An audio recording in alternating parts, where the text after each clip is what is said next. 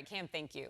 Well, tonight is one of the busiest days of the year for firefighters, responding to all sorts of calls involving fireworks. 12 News journalist Chase Golightly spent the evening with the fire department in the West Valley.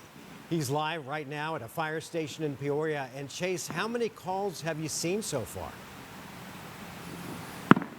Mark, those emergency calls have just started to pour in. I just spoke with a firefighter who says they currently have 4 house fires in the Peoria area. We're hearing the siren go off just now, so they're getting another one right now as we speak. And again, that just started about 15 minutes ago. They're on the southern side of Peoria. Most of these fires, they said, are on the northern, so they're currently on standby, waiting to see if other departments need backup right now. But they said this is really just the beginning of what they're expecting to be a very busy night.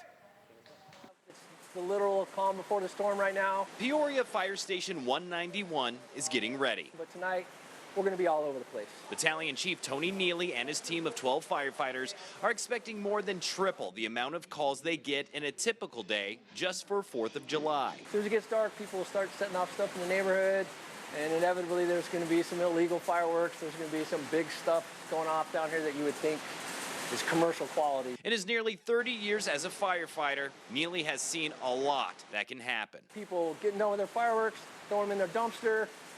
4 hours later, the dumpster gets going and their house is on fire. Or fireworks getting shot into trees or in the backyard, or, that's what's going to happen tonight. But they also have to respond to regular calls too, like car accidents and medical emergencies. Because of all the firework activity happening across the valley, Neely says they will also assist in Phoenix. And for those who plan on launching fireworks safely, treat it like you would if you were in the forest, Smokey the Bear. Make sure it's completely out. Douse it with water, and you should be able to touch it with your hand to make sure, because that happens quite often. People think it's completely out. There's something smoldering in there. They put it in a plastic trash can, and before they know it, the side of their house is on fire. And right now we are currently in a fire engine heading to a debris fire that just kicked out. That was the siren that we were hearing right before we took our story just then. The sirens are going off right now. So again, we're heading to a debris fire. Again, one of many fires currently happening right now in the Peoria area. Firefighters expecting it to be another busy night. We'll be sure to keep you updated as we head to the scene to see exactly what's going on.